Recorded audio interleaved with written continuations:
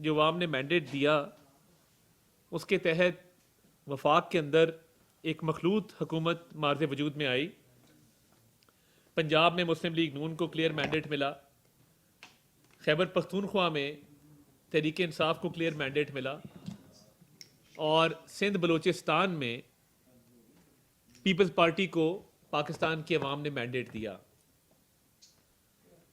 तो ये सियासी पार्टी जब इलेक्शन लड़ रही थी तो सियासी पार्टियों का एक मंशूर था जिसके तहत तमाम सियासी पार्टियों ने अवाम से कुछ वादे किए थे, कुछ सुहाने ख्वाब दिखाए थे और लोगों को ये बावर कराया था कि लोगों के मसाइल का हल हमारे पास है। बतौर सियासी बरादरी के मैं ये कहना चाहता हूँ कि ये हर सियासी पार्टी का जो मंशूर होता है उसमें अवाम पर तमाम तर तवज्जो मरकूज होती है।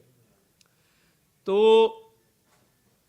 जो सूबाई हुकूमतें मार्ज़ वजूद में आईं, जहाँ जहाँ जो पॉलिटिकल पार्टी थी उनके अपने वादे थे। पंजाब के अंदर मुस्लिम लीग नून को हुकूमत मिली और इससे पहले तहरीक इंसाफ की हुकूमत थी, उससे पहले 10 साल शहबाज शरीफ साहब की हुकूमत थी। इसी तरह खैबर पख्तूनख्वा में 10 साल पहले खैबर पख्तूनख्वा में पीटीआई की हुकूमत रही और अब उनको 1 साल मुकम्मल होने वाला है। तो ये लगभग तकरीबन 11 साल की इनकी हुकूमत हो जाएगी वहाँ पे। तो मैं आज एक वाइट पेपर रिलीज करना चाहता हूँ खैबर पख्तूनख्वा हुकूमत की कारकर्दगी के हवाले से, और इसमें पिछले 10 माह के अंदर जहाँ पे मिस गवर्नेंस देखने में आई, वहाँ पर इंतहा की करप्शन भी देखने में आई। और देखिए, करप्शन के साथ साथ जो फाइनेंशियल इरेगुलरिटी होती है, यानी फज पेमेंट्स के हवाले से, यानी आपके बजट मिस कैलकुलेशंस के हवाले से, रूल्स के खिलाफ मिस अप्रोप्रिएशंस के हवाले से, तो आज जो वाइट पेपर का पहला जुज़्व है वो फाइनेंशियल करप्शन और फाइनेंशियल करप्शन के साथ साथ फाइनेंशियल इरेगुलरिटी है। इधर लाहौर में जहां हम बैठे हैं, जब ये मेट्रो बस बन रही थी, इस पे किसी अमीर कबीर आदमी ने तो नहीं बैठना था, ये तो गरीब की सवारी थी। उस वक्त 20 रुपए टिकट रखी गई कि आम आदमी इससे मुस्तफीद हो सके। और जो एक नाकस ट्रांसपोर्ट के निज़ाम के तहत लोग बसों में धक्के खाते थे, एक इज्जतदार सवारी हो, आप जो है वो इज्जत के साथ जाए, इज्जत से सवार हो। खवातीन के मसाइल थे, हरासमेंट के इश्यूज थे, मगर एक सियासी लीडर ने इसको जंगला बस कहा। कोई मर्सिडीज पे जाए या किसी बड़ी गाड़ी पे जाए, उसको कुछ नहीं कहना, गरीब की सवारी बन रही है तो ये जंगला बस है। फिर हमने देखा कि जिन साहब ने इसको जंगला बस कहा था, उन्हीं साहब ने पेशावर में बीआरटी बनाई, उनकी अपनी हुकूमत ने। यानी दूसरे के लिए बुरा है, अपने लिए अच्छा है। और जब तक यू टर्न ना ले लें तो हमारी तो शख्सियत ही मुकम्मल नहीं होती। हम तो, हमारा तो नाम जो है वो है ही इस बात पे कि हम यू टर्न लेते हैं।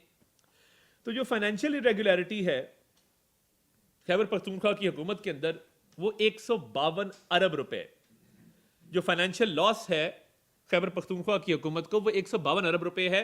अब मैं आपको इसकी बाइफर्केशन बताऊंगा कि ये 152 अरब रुपया पूरा कैसे होता है। इसमें 13.2 करोड़ रुपए की फ्रॉडुलेंट पेमेंट्स हैं। जैसे डीजीपीआर का डिपार्टमेंट है, इंफॉर्मेशन डिपार्टमेंट है, वहां पे फर्जी कंपनीज हैं और तमाम तर पैसा सोशल मीडिया की तरफ डाइवर्ट किया जाता है, वॉलंटियर्स को दिया जाता है। अब वो कंपनी एग्जिस्ट नहीं करती, उसका कागजों में कंपनी है, दफ्तर भी कोई नहीं है, और वहां पे एडवर्टीजमेंट्स की मद में अरबों रुपया दिया जा रहा है, जो आगे फिर इस्तेमाल होता है सोशल मीडिया की ट्रोलिंग के लिए और एंटी स्टेट एलिमेंट्स की कैंपेन के लिए। ये तो फ्रॉडुलेंट पेमेंट्स हो गई 152 अरब रुपए में से 13 करोड़ रुपए की।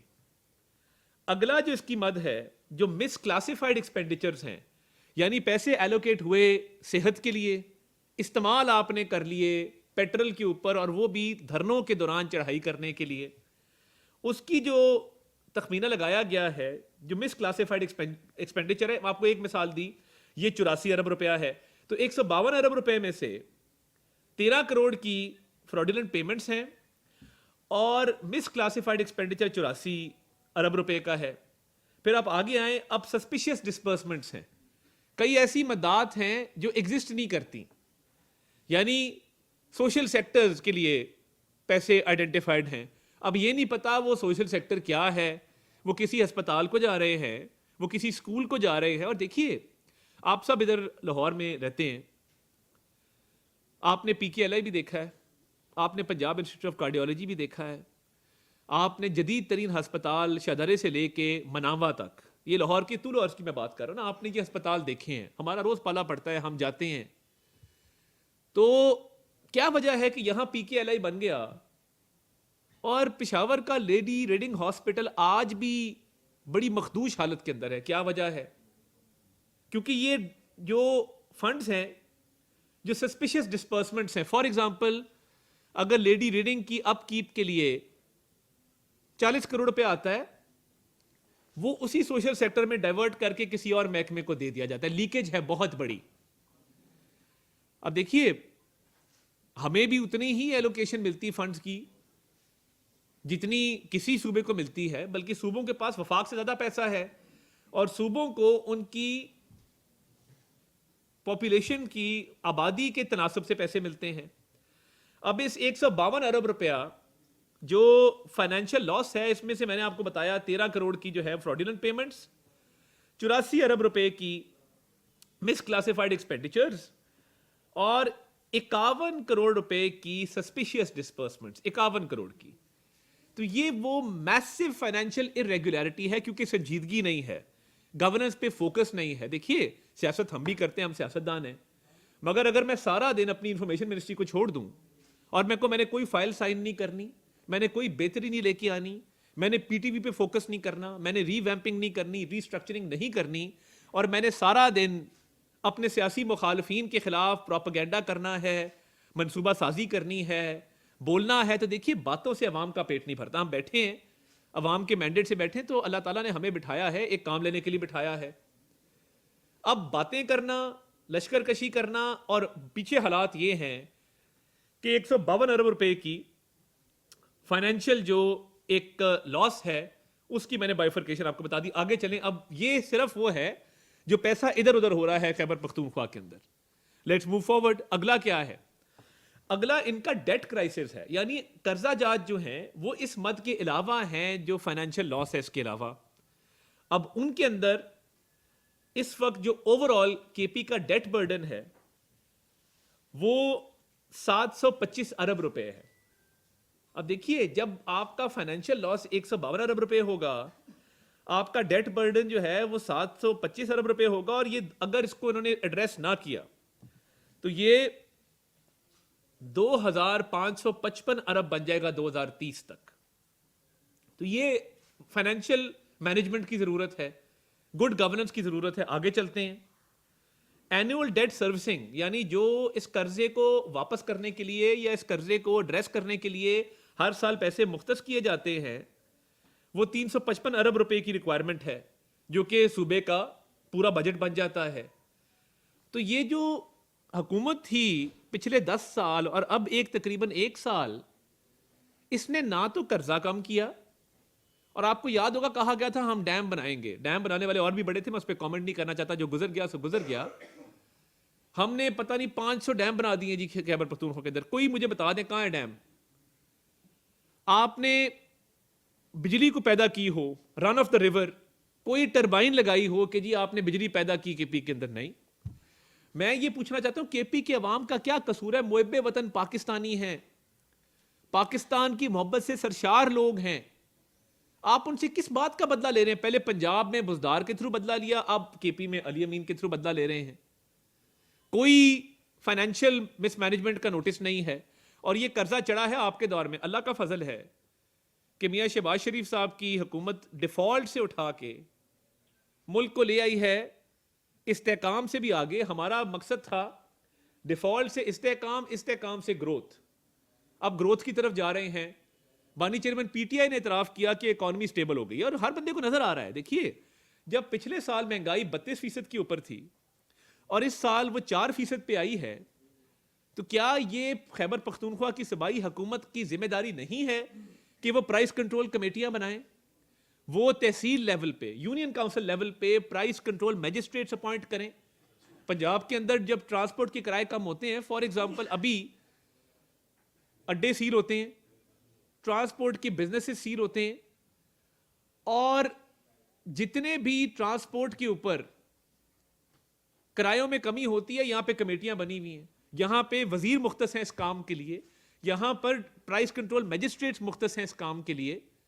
तो खैबर पख्तूनख्वा में लोगों से किस बात का बदला ले रही है उनकी हुकूमत कि महंगाई पिछले साल 32% थी, इस साल 4% है, किराए वहीं पे हैं, कीमतें वहीं पे हैं। वफाक में भी हमने कीमतों को कंट्रोल किया है। पिछले साल के मुकाबले में अगर ओवरऑल आप देखें, पेट्रोल सस्ता है, आटा सस्ता है, अशिया खुर्दनोश नीचे आ रही हैं। Why not KP? Financial mismanagement अपनी जगह पे, कर्जा जात अपनी जगह पे, हुकूमत 11 साल से है और नसीहतें हमें कर रहे हैं। हमारी फॉरेन रेमिटेंसेज बड़ी हैं, हमारे फॉरेन एक्सचेंज रिजर्व बड़े हैं, रुपया मुस्तहकम हुआ है, स्टॉक मार्केट 1 लाख क्रॉस कर गई है। तो ये सारे मैक्रो इकोनॉमिक इंडिकेटर्स शहबाज शरीफ साहब की हुकूमत में बेहतर है, अल्लाह का फजल है। पंजाब में मरीम नवाज शरीफ साहब मेहनत कर रही है, रोज एक नया मंसूबा लॉन्च होता है, वो एक फील गुड फैक्टर है, एक गुडविल क्रिएट हुई है, कीमतें कम हुई हैं। वहां पे फाइनेंशियल मिसमैनेजमेंट अपनी जगह पे जो मैंने 152 अरब की बताई, और 725 अरब रुपए के कर्जे अपनी जगह पे। अब आगे चले, गवर्नेंस फेलियर। अब इन्होंने किया ये कि इन्होंने कहा कि हमने फाइनेंशियल तो स्ट्रक्चर तबाह कर दिया है। अब इस वाइट पेपर का जो मैं केपी गवर्नमेंट की परफॉर्मेंस पे आपके सामने लेके आया हूं, फाइनेंशियल पार्ट इसका खत्म हुआ, एजुकेशन की तरफ आ जाए। इन्होंने एक बिल लेके आए कि जितनी यूनिवर्सिटियां हैं HEC से निकाल के चीफ मिनिस्टर के अंडर कर दी जाए। देखिए, चीफ मिनिस्टर अच्छा आदमी होगा मगर आलिम फाजिल नहीं है, एकेडमिक नहीं है, उनको इन डेप्थ चीजों का पता नहीं है उस तरीके से। तो एक सियासी बंदे के अंडर हमने तो चेयरमैन HEC को एक अथॉरिटी दी है, एक ऑटोनॉमी दी है कि वो एक प्रोफेशनल आदमी है, उसका एक सिलेक्शन प्रोसेस है, एकेडमिक्स में से, वाइस चांसलर्स में से बेहतरीन आदमी अपॉइंट होता है आके। तो क्या वजह है कि अभी तक वो खैबर पख्तूनख्वा की हुकूमत यूनिवर्सिटीज को अपने अंडर करना चाहती है, और यूनिवर्सिटीज के हालात ये हैं कि उधर टोटल इस वक्त तनख्वाहें नहीं दे रहे अपने टीचर्स को, प्रोफेसर्स को, टीचर सड़कों के ऊपर है। Financial mismanagement, corruption, fraudulent payments और बढ़ते हुए कर्जा जात, उसके बाद आपका गवर्नेंस का टोटल फेलियर कि आप अपने टीचर्स को तनख्वाहें नहीं दे रहे, वो सड़कों पर एहतजाज कर रहे हैं। हमारी पार्टी के अंदर बात होती है, लोग कहते हैं कि जी एक मार्च किया जाए, केपी हुकूमत के खिलाफ एक मार्च किया जाए, बताया जाए कि यार टीचरों की तनख्वाहें नहीं जा रही, करप्शन आप कर रहे हैं, मिस गवर्नेंस आपकी है, अस्पताल आपके बैठ गए हैं, यूनिवर्सिटीज आपकी नहीं चल रही, और आप सारा दिन बातें करते हैं।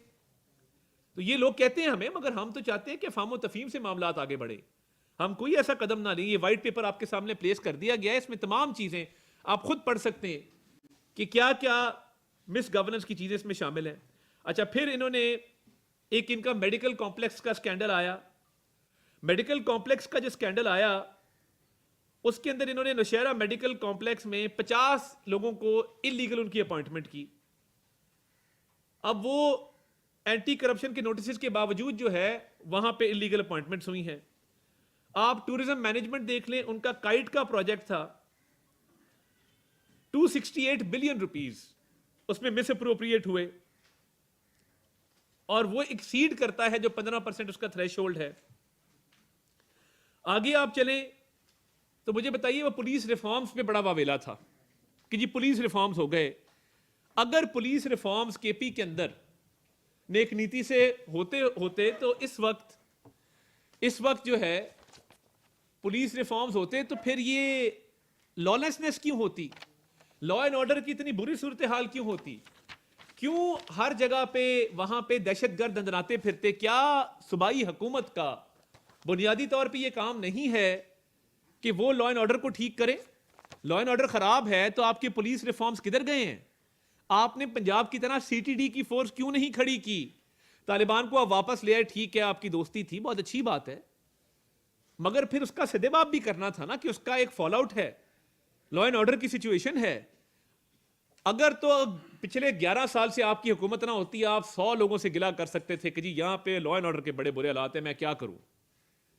मगर आपने 11 साल में पुलिस को क्या इक्विपमेंट लेके दिया, क्या बख्तरबंद गाड़ियां लेके दी, क्या जैमर्स लेके दिए, क्या जदीद असला लेके दिया, क्या उनको टर्की या बाकी ममालिक में भिजवाया जिस तरह लाहौर की डॉल्फिन पुलिस तुर्की से ट्रेनिंग लेके आई, क्या सीटीडी को पाक आर्मी से ट्रेनिंग दिलवाई। हर बात पे फौज को आप याद कर लेते हैं प्रोपेगेंडा के लिए। तो क्या फौज की जिम्मेदारी है प्रोविंशियल लॉ एंड ऑर्डर को मेंटेन करना या पुलिस की जिम्मेदारी है, ये तय कर लें। आपका ये भी प्रॉब्लम है कि आप क्योंकि सियासत करते हैं, अस्पताल तबाह, यूनिवर्सिटियां तबाह, लॉ एंड ऑर्डर आपका तबाह, और आपके पास कोई बात नहीं करने को कि जब फाइनेंशियल मिसअप्रोप्रिएशन की बात आती है तो ये आप पुलिस रिफॉर्म्स आपके कहीं नजर नहीं आए हैं। अगर होते तो आज लॉ एंड ऑर्डर की इतनी बुरी सूरत हाल आपके सूबे में ना होती। आगे चले, रेस्क्यू 1112 की जो गाड़ियां थी वो हमने देखी धरनों के अंदर। क्या ये गाड़ियां इसलिए दी गई हैं कि ये आप धरनों में और प्रोटेस्ट में चलाएं और सियासी वर्करों को इसमें चढ़ा के आप इस्लामाबाद लेके आए? क्या ये पंजाब ने उस वक्त 1122 की सर्विस इसलिए दी थी आपको कि ये एक अच्छा जेस्चर है? शहबाज शरीफ साहब ने खुद ये लीड ली कि जी हर सूबे में 1122 होनी चाहिए। और देखें, ये मानता हूं यहां पे बैठ के, मैं बिल्कुल इस पे मुनाफकत झूठ नहीं बोलूंगा, बिल्कुल हमारा ये वतीरा नहीं है। ये परवेज अली साहब का एक अच्छा प्रोजेक्ट था, लेट्स एडमिट दैट, इसको एडमिट करें। हमारे सियासी मुखालिफ हैं मगर यार उनका एक अच्छा प्रोजेक्ट था। हमारे वजीर आला उस वक्त के शहबाज शरीफ साहब उसको आगे लेके गए कि चाहे सियासी मुखालिफ है, अवाम के भले का प्रोजेक्ट है, हमारी मुखालफत अवाम से तो नहीं है। तो हमने इसका दायरा कार फैलाया बाकी सूबों के अंदर।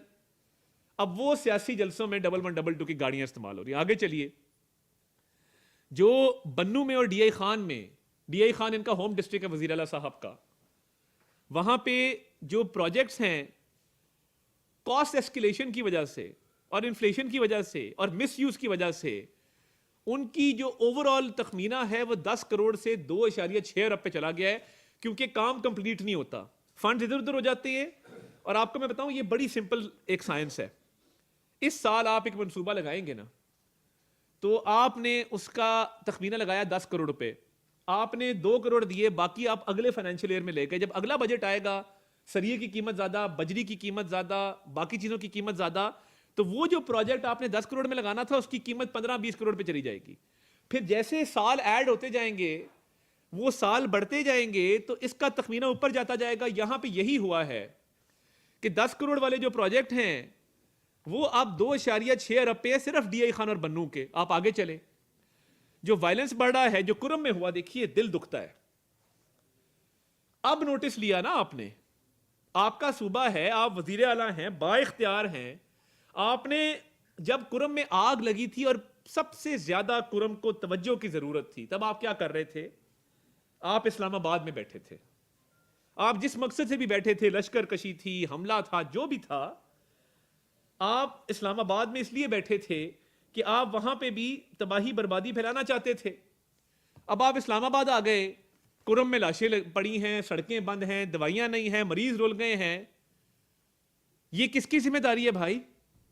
आप अपना घर पहले ठीक करते, फिर हमला कर लेते हमारे ऊपर। हम हाजिर हैं, हमने पहले बड़े हमले बर्दाश्त किए, हम हाजिर हैं, बट फॉर गॉड सेक, खुदा के वास्ते, एक अवाम का मैंडेट है, अवाम की तवक्कुआत है। कुरम में आग लगी है, लाशें पड़ी हैं, सड़कें बंद हैं, स्कूल कॉलेज अस्पताल यूनिवर्सिटियां बंद हैं, मरीज रुल गए हैं, मगर नहीं, हमने सियासत करनी है, हमने सियासी बयानियां बनाना है, हमने गालियां देनी हैं, हमने फौज को बुरा भला कहना है, हमने स्टेट को कमजोर करना है।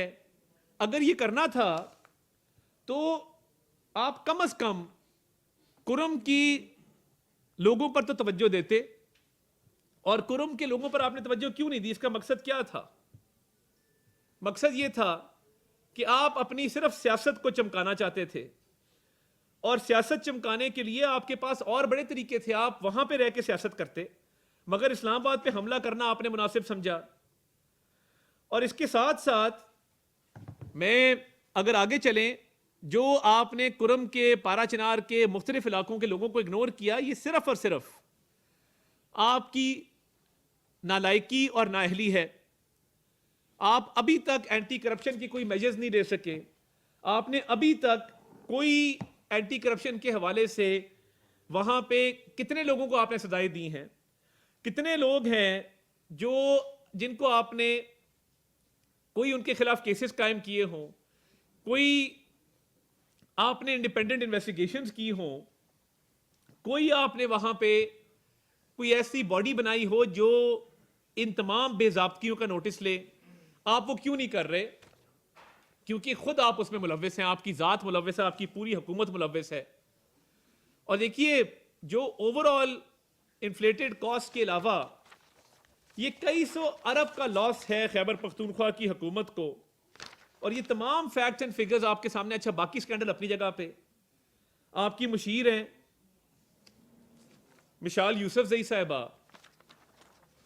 नई गाड़ियां आप खरीदते हैं, मतलब आप अपने सूबे के हालात नहीं देख रहे, अवाम की मुश्किलात नहीं देख रहे, मगर आप नई गाड़ियां जो हैं वो आपको खरीदने में कोई आर नहीं है।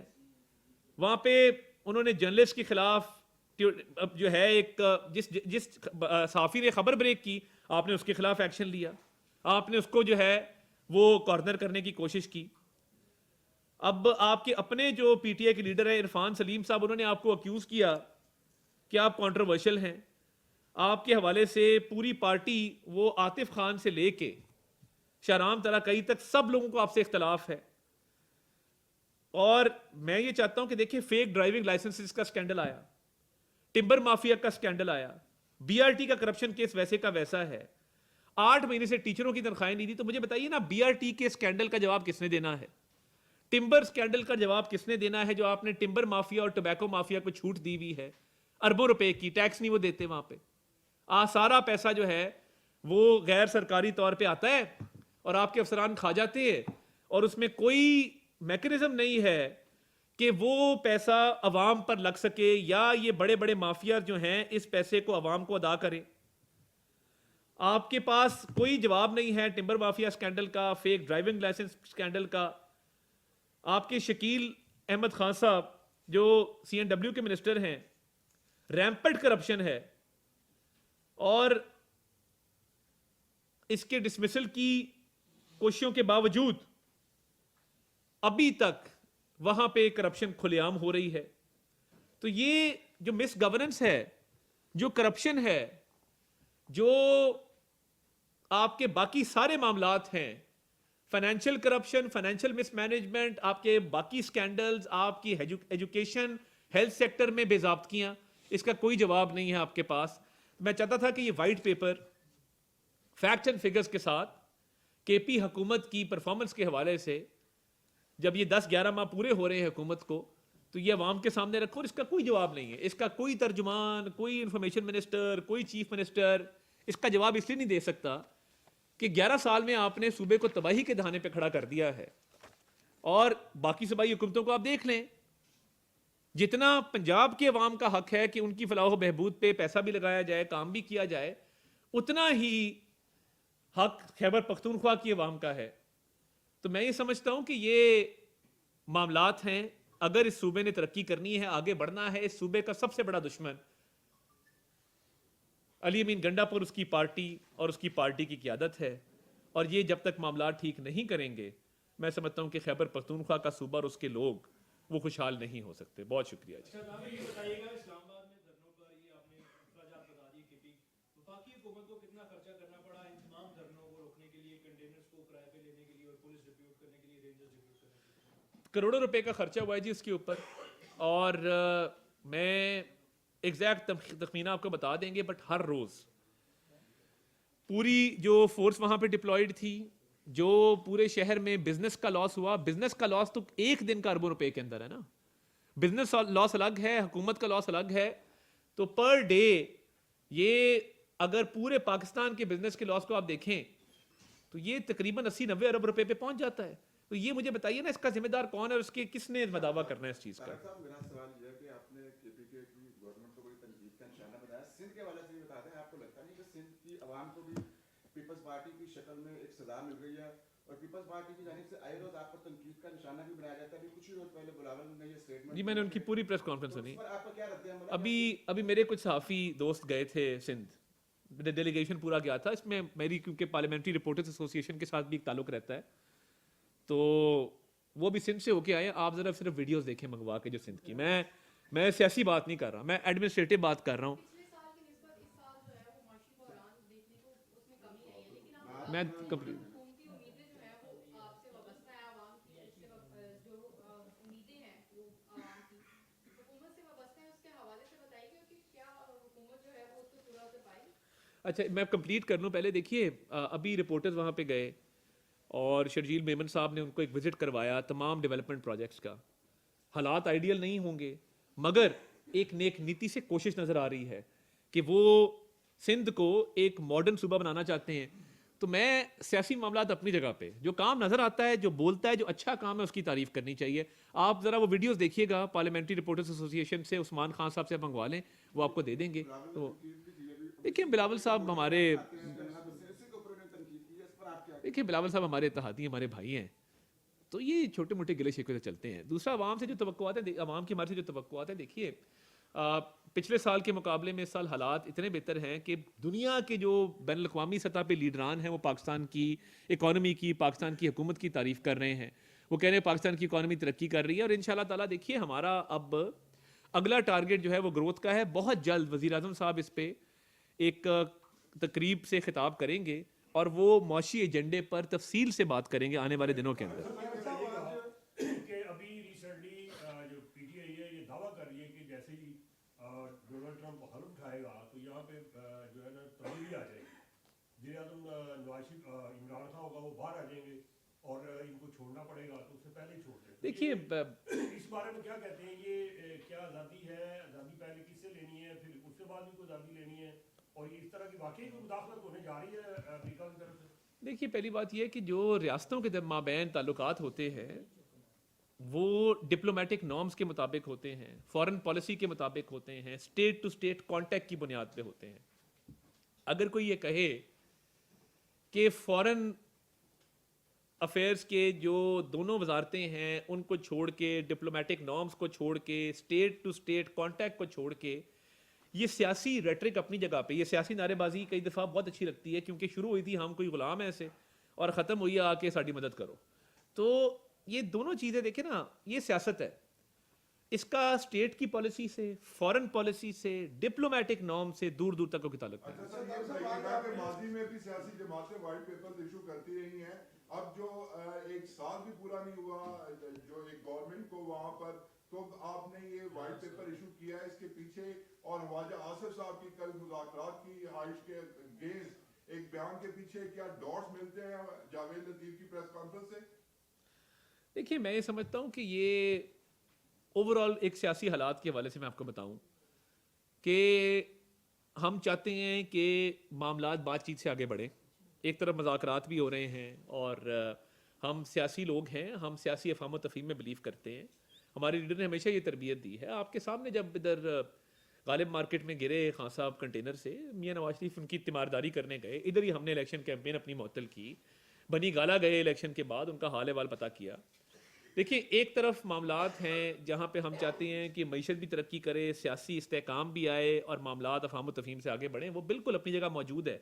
और 26वीं आईनी तरमीम में भी PTI ने अपना किरदार अदा किया। कुछ शिक्के उनके कहने पे निकाली गई, कुछ उनकी बात मानी गई, और वो अलग बात है बाद में उन्होंने पब्लिकली कहा कि हम इसके साथ नहीं, बट वो उनकी मर्जी से हुआ। दूसरी बात यह है कि इस वक्त जो ओवरऑल हालात हैं, मैं चाहता हूँ कि ये जो बैनुल अक़वामी सतह पे मामलात है ना, इस पे पॉलिटिकल बयानियाँ ज़रूर वो बनाएं।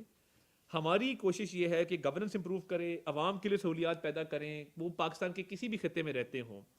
ख्वाजा साहब ने जो तकरीर की, जावेद लतीफ़ साहब की जो प्रेस कॉन्फ्रेंस थी, देखिए जहाँ सियासी उनकी तरफ से मामला आता है, हमारा भी काम है सियासी तौर पर उसका जवाब देना, मगर इन सारी बातों का फॉरेन पॉलिसी, स्टेट की पॉलिसी और डिप्लोमेटिक नॉर्म से कोई ताल्लुक नहीं है। अवाम के लिए काम करें और ये छोड़ दें नारेबाजी और सियासी शोबदाबाजी जो कर रही है PTI।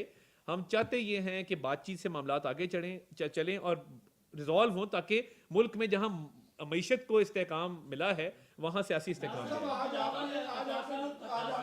दोनों करने आगे। आज आपने जो प्रेस कॉन्फ्रेंस किया उसमें ज्यादातर आपने KPK के अवाम से हमदर्दी का इज़हार भी किया और आप तो बकायदा परेशान नजर आए हैं कि KPK में काम होने चाहिए। तो ये बताइए कि क्या फेडरल गवर्नमेंट उनके लिए कुछ स्पेशल एजेंडा रखती है? फेडरल गवर्नमेंट कोई केपीके में कोई मंसूबे देने जा रही है जिस तरह आपने अलग से कराची में अलग से जिस तरह आपने कराची में भी मंसूबे दिए तो क्या केपी के लिए भी ऐसी कोई देखिए policy है? केपी को हमने और दूसरा बिल्कुल जो- बहुत अच्छी बात जी दूसरा जो एक वहाँ पे दावे किए जा रहे थे कि वहाँ पे 2 रुपए यूनिट बिजली मिल रही है तो आपने कहा कि एक भी डैम नहीं बना तो उसकी थोड़ी तफसील बता सकते हैं कि उसकी तो बकायदा उन्होंने डैमों की तफसील भी शायद की थी। देखिए पहली बात ये है कि केपी हुकूमत को आज भी हम ऑफर करते हैं, आपको सीटीडी की फोर्स चाहिए, आपको लॉ एंड ऑर्डर के अंदर बेहतरी चाहिए, वफाकी हुकूमत पूरी तरह हैंड होल्डिंग करने को तैयार है। और देखिए मोहसिन नकवी साहब पेशावर सैर करने तो नहीं जाते ना, वो जब जाते हैं तो वो बाकायदा लॉ एंड ऑर्डर के हवाले से वो वहाँ पे जाके उनको ऑफर करते हैं कि हम हाजिर हैं, आप बताइए हम आपके लिए क्या कर सकते हैं। हम हेल्थ के अंदर, एजुकेशन के अंदर बिल्कुल अवाम की खातिर हम ये करने को तैयार हैं कि हम आपको हर शोबे के अंदर हेल्प करें। इन्होंने टारगेट रखा था कि जी हमने डैम बनाने और हमने रन ऑफ दी रिवर बिजली के प्रोजेक्ट लगाने हैं। चलें पंजाब में आप काउंट कर लेते हैं ना, भिक्की से लेके हवेली बहादुर शाह से लेके साहिवाल से, आप सारे लोग पिछले 12-13 साल से कवर कर रहे चीज़ों को, आपने देखा है कि मामलात के अंदर बेहतरी आई है और किस तरीके से जो है ये सारी बिजली के मंसूबे लगे थे उस दौर में। मुझे अभी तक केपी के अंदर कोई काबिल जिक्र मंसूबा ना डैम का ना ही बिजली का कोई नज़र नहीं आया। किताबों की हद तक, सोशल मीडिया की हद तक, दावों की हद तक ये चीज़ मौजूद है, मगर क्या ऑन ग्राउंड हकीकत है? हाँ, सोशल मीडिया के ऊपर मैं भी लिख सकता हूँ कि जी मैंने मिनिस्ट्री ऑफ इंफॉर्मेशन के अंदर ये 15 मंसूबे चला लिए, मगर गवाही तो आपने देनी है ना, बताना तो आपने है कि ये बने हैं कि नहीं बने। तो जो एक government of Khyber Pakhtunkhwa digital media पे चल रही है उसमें तो सब कुछ अच्छा है, मगर अस्पतालों में, स्कूलों में, यूनिवर्सिटियों में जाके देखें हालात बहुत मखसूस हैं। ये बताइएगा अता साहब, जी मोहसिन बिलाल साहब बड़े अरसे बाद आए, आपको वेलकम कहते हैं। बिलावल भुट्टो जरदारी जो गाहे बगाहे वफात पर गोलाबारी करते रहते हैं, उसकी वजह ये तो नहीं है कि शहबाज शरीफ उनके लिए नेक्स्ट ऑप्शन की स्पेस ही नहीं छोड़ रहे अपनी परफॉर्मेंस के जरिए? क्या ये वजह तो नहीं है अता साहब? देखिए मैं ये समझता हूँ कि बिलावल भुट्टो जरदारी साहब काबिल एहतराम हैं। मैं तो इलेक्शन में उनके खिलाफ इसी शहर लाहौर से लड़ा, हमारे भाई हैं, उनके जो गिले शिकवे रहते हैं, उन्होंने इश्यूज़ पे बात की, अवाम के इश्यूज़ पे बात की, बतौर एक जिम्मेदार सियासतदान की उनका हक है बात करना। मैं नहीं समझता कि कोई और मकसद है, वो बिल्कुल चाहते हैं कि हुकूमत की इस्लाह भी करें, हुकूमत अच्छे तरीके से आगे भी चले, इसलिए वो हमें इस्लाह हमारी करते रहते हैं ताकि वो हुकूमत को मजीद दवाम बख्शना चाहते हैं। ये बताइएगा कि अगर आपके मुज़ाकरात कामयाब हो जाते हैं तो बानी पीटीआई जेल से बाहर आ रहे हैं? देखिए मुज़ाकरात का मकसद किसी को डील देना, एनआरओ देना नहीं है। मुज़ाकरात का मकसद सियासी इस्तेहकाम देना है, और हमारा काम है एग्जेक्टिव के तौर पे। हम हुकूमत में हैं, हम एग्जेक्टिव का पार्ट हैं, हम जुडिशरी का पार्ट नहीं है। केसेस जो हैं वो जुडिशरी के पास हैं, और इन मुज़ाकरात से मैं नहीं समझता कि कोई रियायत देना, करप्शन के केसेस ख़त्म करना, ये तो कभी भी मकसद नहीं था। मगर जो कमेटी बनी है वो इस पर मज़ीद बातचीत करेगी। आप सबका बहुत बहुत शुक्रिया।